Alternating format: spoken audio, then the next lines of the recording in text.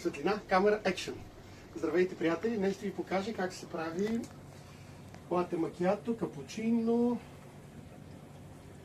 еспресо макиато, италиан капучино и меланж. Меланж, това е френското. Сега, взимаме... Това беше въпрос от студиото, дали да има вакуум. Не е нужно да има вакуум за машинката. Така, слагаме в млякото, слагаме тук. Когато е по-надолу, това го знам от Влади, моят учител за кафе. И каймака е по-добър. Натискам, ето, може да видиш, меланж. Тук. Здравейте!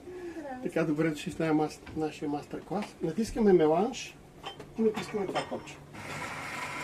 Мери кафето. Значи много е важно мелачката да го размери с керамични ножове. Керамични. Така, загрява.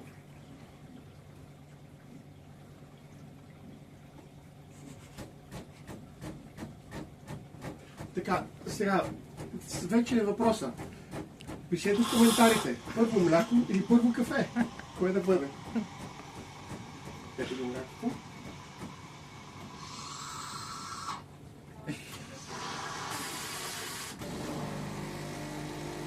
И сега кафето.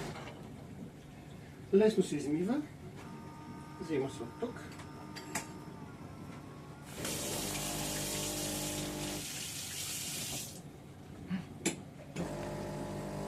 Остана малко мляко и се добява.